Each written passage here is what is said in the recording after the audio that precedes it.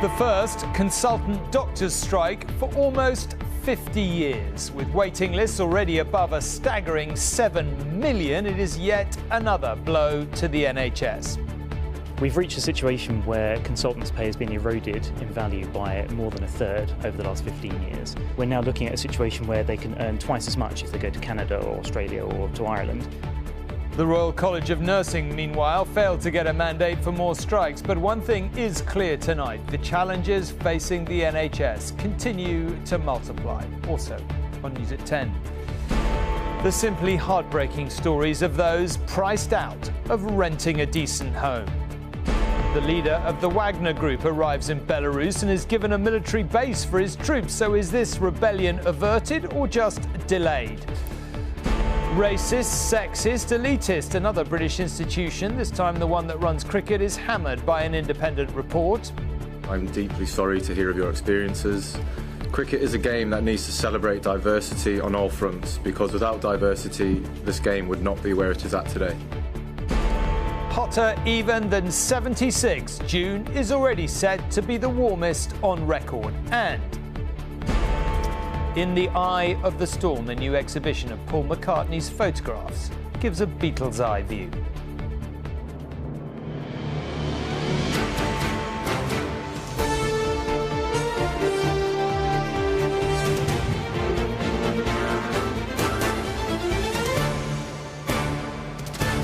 This is ITV News at 10 with Tom Bradby. Good evening. During 6 months of NHS strikes in England, consultants at the top of the medical tree have carried on coming to work. Indeed, they have covered for their junior doctor colleagues when they have walked out.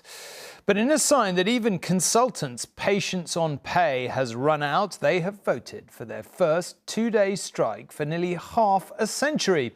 It is scheduled for the 20th and 21st of July. It will mean postponed treatments and appointments.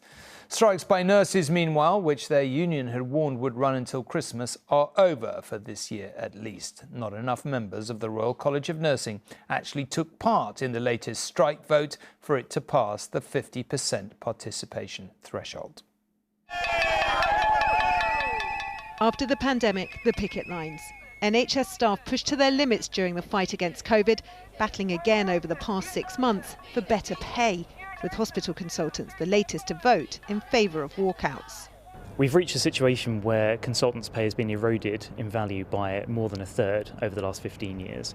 And what we're hearing up and down the country is that consultants are telling us that they can't recruit to new consultant posts in their hospitals. The average consultant's pay is around £125,000. Some of you also have private work.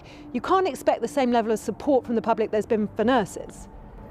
Less than half of consultants do private practice. You've got to look at the bigger international picture. We have relied for many years on consultants coming to the NHS from overseas. However, we're now looking at a situation where they can earn twice as much if they go to Canada or Australia or to Ireland. Their decision adds to a difficult summer. Junior doctors will be on strike from the 13th of July to the 18th. Consultants will then walk out for 2 days from the 20th to the 21st of July. And radiographers are also voting on industrial action in a ballot that closes at 5 p.m. tomorrow. But nurses' industrial action has come to an end in England. Unlike their Scottish counterparts, no pay settlement has been agreed. But now, like nurses in Wales, they'll try to negotiate one instead. Exhaustion rather than acceptance driving the decision for some. Many of my colleagues are very stressed and burned out. And talking about striking is very stressful. We don't want to come out and strike because that takes more of an emotional toll on our day-to-day life. And many of my colleagues are women who are at home, second earners, who are already struggling big time. But for the government at least, it is a reprieve for now. We massively value the work of nurses. We reached a deal with the NHS Staff Council that the majority of trade unions agreed to. I'm pleased that the RCN have now ended their industrial action. But the row over pay isn't over. And with more than 600,000 operations and appointments cancelled since the strikes began, the pressure on the NHS is only matched by the need for some kind of solution. And Rachel joins me now to talk about all this. Look, I we don't need to tell our viewers this is a very, very tricky situation for them, for the government, for all of us. How does the government solve it? Well, on Friday, we will hear from them when they announce the details of their NHS workforce strategy. That's a long-term plan, the first, they say, of its kind in 7 decades.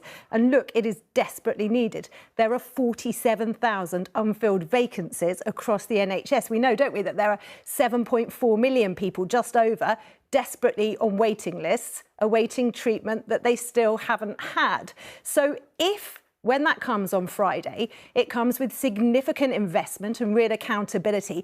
That may go some way to making the negotiating process around pay slightly easier. But the caveat to that is, even if it's good, it takes 5, 10, as much as 15 years to really start making a difference. And I think when you see consultants who are really loath historically to take this kind of action, all right, they are promising a Christmas Day level of cover. They say it will be safe, that A&E and emergency departments will still be looked after. But we know, of course, don't we, that so many outpatient appointments and so many operations won't happen because no one can cover, of course, for these consultants in the way that they can cover for other people. When you see doctors of this seniority deciding to join the strike action, you realise just how deep the crisis is and how difficult it will be for the government to solve it. OK, Rachel, thank you very much indeed. Well, let's move on to another pretty intractable and difficult and frankly sad issue, because the maths of renting a private home in England for someone on housing benefit are simply no longer adding up, and not even close either. Nationally, rents rose 11% last year, but you'll probably know that housing benefit has been frozen for over 3 years now. Analysis shared with us shows that a year ago, only 1 in 8 properties for rent were affordable to people on housing benefit. Now it is even worse, 1 in 25, which means seemingly endless heartache for people trying to find or keep even a place to call home. An afternoon nap is an essential part of Elsie's day. But right now, where this 1-year-old lays her little head is changing by the day. Her and her mum Holly are homeless. Today they are staying at Holly's mum's, but she can only offer a sofa. So Holly is packing up, preparing to stay at a friend's who has a spare bed for a few days. This has been their life now for weeks, because she cannot find anywhere affordable to rent in her hometown of Thanet in Kent. I feel like I'm literally trapped in a life that I didn't want, because no matter what I do, I've applied for over 20 properties in total. Holly is a single mum. She worked before having Elsie, but now relies on housing benefit to afford rent. I've actually applied for that one and got turned down because of my income is not high enough. But it's just not enough. I get £650 housing benefit, so I can afford maximum £750, and most properties are at £850, £900 if you want a proper 2-bedroom. How frustrating are you finding that? It's the fault of my little and not having anywhere to be able to feel comfortable. And affordability for low-income renters has collapsed across England.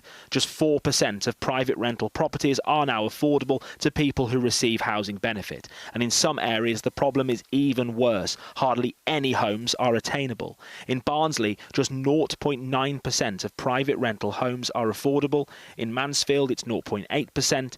In Wigan, 0.5%. And in Ribble Valley in Lancashire, no homes are affordable because rents are simply too high. In Coventry, just 1.5% of homes are affordable to 62-year-old Laurie and her 72-year-old husband Fred. I think I applied for about 31 and I had an answer off 1. In February, they were evicted because their landlord wanted to sell. The £500 a month they get in housing benefit can't find them anywhere. They're just so expensive. They were put in a hotel for 3 months by the council, then given this temporary property, plagued with problems, inaccessible, with bed bugs and at times no hot water. We just want somewhere decent, clean, that we can just live a quiet life, not a massive house. You work for years for it, you just feel everything has been taken away from you. And all you've got left is your pride, and I think that goes to a certain extent. Coventry City Council say repairs have been made but accept the property isn't ideal and they'll help find an alternative. They say the issue, though, isn't specific to Coventry. The charity Crisis agree. If you believe in the need for housing benefit, you must surely believe in the need for people to be able to pay their rent using housing benefit, because there's a human cost at the bottom of the housing ladder, and the very bottom of the housing ladder is the street. The government says it spends £30 billion a year on housing benefit and is committed to building more social and affordable housing. But for those left to languish without a home, the very idea of one seems impossible. Daniel Hewitt, News at 10. And Daniel's work, of course, has been repeatedly on this subject of housing, unsettling and moving, and seeing all these people who are just very quietly suffering, and another classic example there. But let's move on to Ukraine now, where 2 Russian missiles slammed into a crowded area of restaurants in the center of the eastern city of Kramatorsk. At least 3 people were killed and 22 injured, including a child. The war seemingly unaffected by the near mutiny in Moscow on Saturday. There today, President Putin thanked his armed forces for defending the motherland and freedom. Those would be the same armed forces who didn't actually stop the private Wagner army heading for Moscow on Saturday until Mr. Putin did a deal with its leader. Today, as part of that deal, Yevgeny Prigozhin arrived in Belarus to start his agreed exile. Today, posturing Putin gave an impression of a victorious leader. This pomp and ceremony was meant to impress upon the gullible Russian people that their president just saved the motherland with the help of his armed forces, members of which made up his audience. This was a show of faith in security services that failed to prevent thousands of mutineers from getting within 120 miles of storming Moscow. For the sake of projecting unity and strength, their commander-in-chief heaped on them praise they just don't deserve. You defended the constitutional order, lives, security and freedom of our citizens. You saved our motherland and effectively stopped the civil war. Your determination and courage played a decisive role in stabilizing the situation. Those who were pulled into the rebellion saw that the army and the people were not on their side. But that's not how it looked in Rostov on Saturday as the Wagner group took over. Residents celebrated, and the Russian army's resistance was so absent, not a single shot was fired. Today, a dose of reality regarding the aborted coup came from an unlikely source. Wagner, Wagner, Wagner. President Lukashenko of Belarus said there were no heroes and that everyone involved was guilty of letting the situation spin out of control. Lukashenko also confirmed that Wagner's leader, Prigozhin, is now in Belarus, where an abandoned military base will be made available to the mercenary group. He said his country had much to learn from Wagner, but he would be keeping a close eye on them. The received wisdom used to be that Vladimir Putin had all the time in the world to wage war here in Ukraine. The longer he dragged it out, the better the chance the Western allies would tire and walk away. But the aborted coup in Russia shows that powerful forces there have now tired of the stalemate here. Mr. Putin cannot allow the status quo to persist. How that affects the battlefield will become clear in the weeks ahead. John Irvine, News at 10, Kyiv.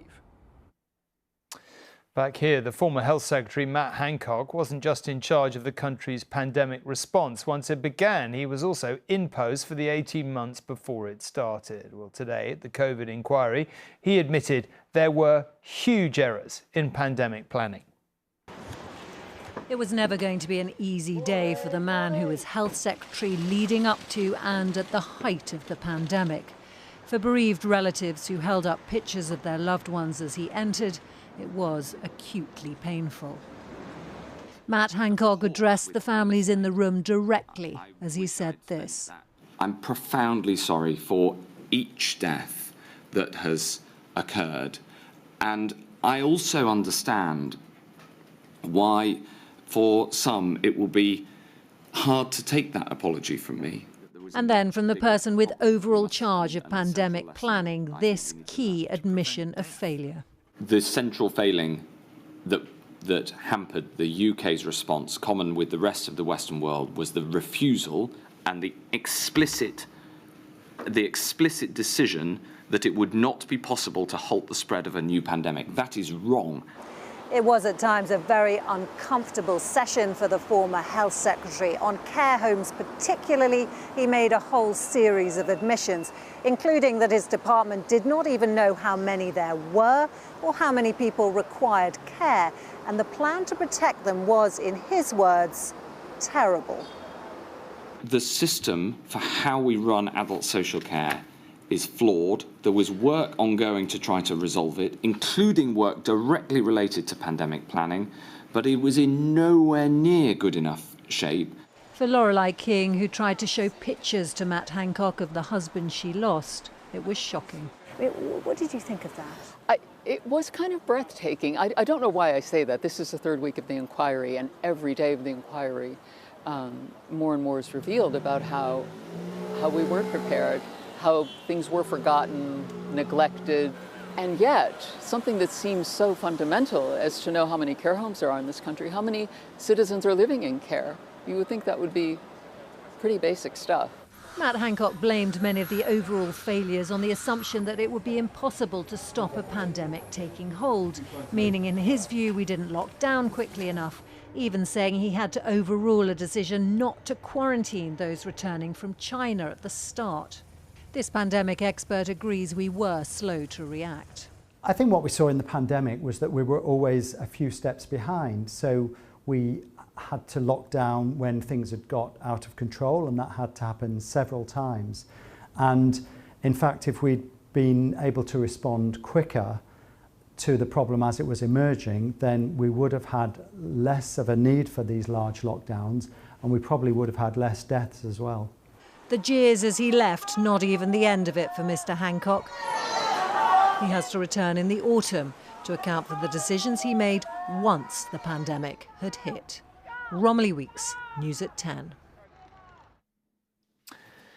England's men's test team will take to the field again tomorrow for the second Ashes match of the summer, knowing their sport has been branded racist, sexist and elitist. A landmark report headed Holding Up a Mirror to Cricket found racism was entrenched in the sport, women are marginalised and routinely experience sexism, there is little to no focus on tackling class barriers in cricket, and the complaint system is unfit for purpose.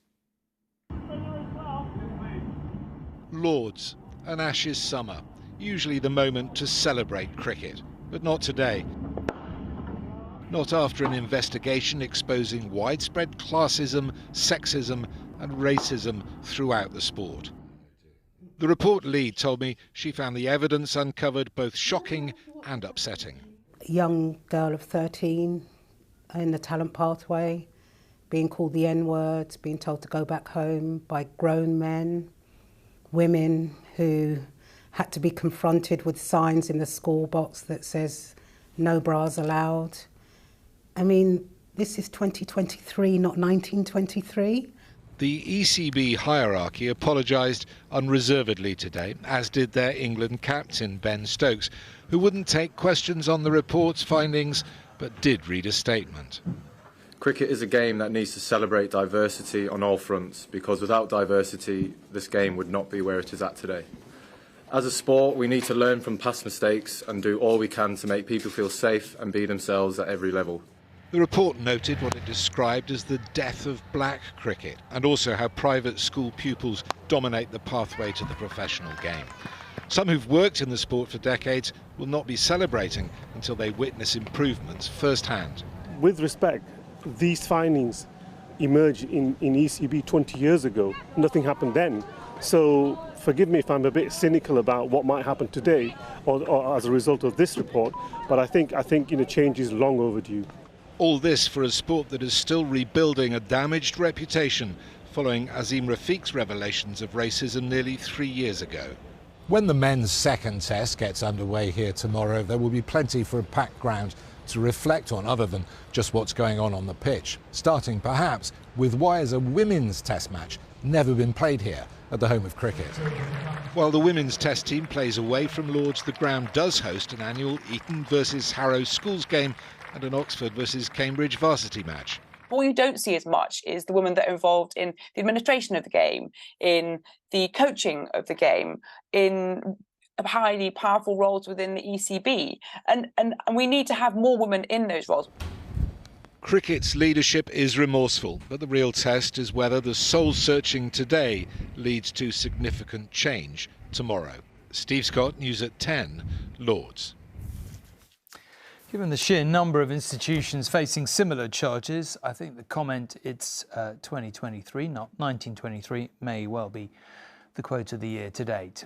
Now, moving on, the uncertainty over what caused the death of missing Lancashire woman Nicola Bulley in January was ended today at an inquest. The coroner said it was an accident, not suicide. He decided Miss Bulley had drowned after falling into a very cold river. Her sister had told the inquest Nikki would never have left her dog. The issue of where trans prisoners should be jailed forced a change of policy in Scotland in the dying days of Nicola Sturgeon's time as First Minister. A trans woman who was a convicted sex offender was initially sent to a female prison before actually ending up in one that matched their birth gender, a prison for men, in other words. In Italy, the government there had already decided to move in a different direction. The country's first trans prison was opened in Florence in 2010. 13 years on, Italy has several prison wings that only receive trans prisoners, keeping trans people safe from physical attacks. To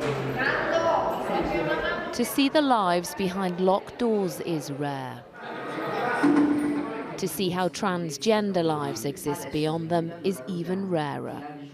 So this here is the transgender section. At Raffaele Cinotti prison outside Rome, transgender criminals are housed in their own special unit. 20 of them in a prison of 1,600 non-violent inmates.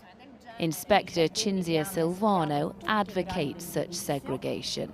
Ci credo moltissimo e ritengo che abbia una grande valenza sociale. Tante cose che prima non erano consentite per i transgender, adesso è possibile, sono ammesse. Poi è consentito anche una progressione di crescita e trattamentale anche all'esterno. Jessica, this is a new skill for you. Italy was the first country in the world to open a jail solely for transgender prisoners back in 2010. That has now closed, so wings like this with specially trained staff are the alternative solution. Sia como celamos unione, estamos en la, praticamente estamos a la igualdad. Non è perché stiamo da questa parte che siamo trans, che siamo votati, non è vero. Siamo persone umane e dobbiamo rispettare le regole. Giusto. While serving their sentences, there is a chance too to rehabilitate. Being accepted as the gender they identify with can help with that process. Che credo se vado a reparto maschile, per me non va bene. This unit is also managed by a woman, which the prisoners feel makes a difference. Facciamo una cura ormonale, quindi ce l'abbiamo un po' non tanta sensibilità. But security is the fundamental reason to separate transgender inmates from the rest of the jail's population. On some occasions, they do mix in classes like this, and when that happens, they are either watched by security cameras or by guards. 60 transgender offenders are in jail across Italy, mainly for prostitution or drug offences. But since September, a new far-right government has been in power. Io sono Giorgia, sono una donna, sono una madre, sono italiana, sono cristiana. It's prompted concern that any progress made in LGBT rights could stall. My big fear is that they can be more discriminated than what they are now. They think that they don't need any support and any protection. Do you really believe that having a facility like that inside a prison can save lives? I think yes. Not face the fear to be attacked by the other prisoners. There are criminal penalties that must be paid, but a life beyond prison walls and societal barriers is what most here aspire to. Lucy Watson, News at 10, Rome. And you can see Lucy's full report from Italy on assignment after all the news tonight, or indeed on ITVX. Now, anyone lucky enough to have been on holiday in the UK in the past 4 weeks will know that it was hot, hot, hot. And you won't be surprised, therefore, to hear that this June is about to become the very warmest on record. The Met Office says whatever happens in the next few days, June 2023 will beat the previous highest average temperature for day and night of 14.9 degrees Celsius. And John is here with the task to tell us all about it. Tom, as you said, it's been hot and it has also been very sweaty. Flaming June has lived up to its name. The highest temperature recorded so far this month was 32.2 degrees Celsius, while temperatures reached 25 degrees for much of the country for at least a fortnight. That is 5 or so degrees higher than usual and hotter than the previous record years of 1940, when the June heatwave was a distraction for wartime Britain, and 1976, an era of economic woes and innocent pleasures before we'd all been warned of the dangers of climate change. In fact, 4 of the current top 10 warmest Junes had already happened in the past 20 years. All this, say experts, is the shape of summers to come. We will have Junes with temperatures in the high or mid 30s in the next 10 years. And it will be something we absolutely have to get used to, and that means adapt to. We need to change our daily lives in summer. In the meantime, spare a thought for the people of Beijing, where temperatures have reached 40 degrees for 3 consecutive days for the first time ever, and northern India, where hospitals were overwhelmed when temperatures exceeded 43 degrees. Heat can kill. Here in Britain, rising temperatures will change everything about our everyday lives, from the design of buildings to the clothes we wear to the hours that we work. Remember last year's 40-degree summer? We may match it again this year. Tom, it's going to get a lot harder to stay cool. Until August, when we're all on holiday and it'll pour with rain. But that's another story. John, thank you very much indeed. Finally, the Beatles didn't just change music in the 1960s. They helped define the concept of celebrity. They were among the first to find themselves at the heart of a modern media whirlwind. A new exhibition of photographs at the National Portrait Gallery, taken by Sir Paul McCartney, shows a Beatles' eye view of being in the eye of the storm. Ladies and gentlemen, the Beatles! Close your eyes and I'll... The performance on The Ed Sullivan Show in 1964, which announced the Beatles' arrival in America. Backstage, just before the programme began, Paul McCartney took this photo of Ringo Starr setting up his drum kit. Now McCartney's images have been turned into a major exhibition called Eyes of the Storm.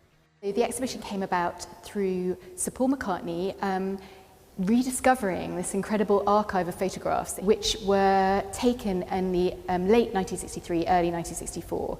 And so obviously the Portrait Gallery, when we heard about this and when we saw the images, we were absolutely fascinated. We were absolutely thrilled to be able to look at these pictures. McCartney took these candid snaps using his 35mm Pentax camera. They were developed into negatives and contact sheets, but this is the first time they've been seen as prints, taking the visitor from Britain to Paris and then America, primed and ready for Beatlemania. 3,000 screaming teenagers are at New York's Kennedy Airport to greet, you guessed it, the Beatles. The final shots are taken in colour, the Beatles relaxing in Miami after an exhausting few days in New York. Although there are more than 250 photographs taken by Paul McCartney in this huge exhibition, the fascinating thing about them is that they capture such a short period of time, a period of time during which you can see the Beatles beginning to realise that their lives have changed forever. Sir Paul McCartney has called the exhibition humbling and astonishing. Nick Wallace, News at 10. And as we cruise to the end of Hot June, that's it. That didn't sound quite right, but you know what I mean. For now, good night, and thank you very much for watching.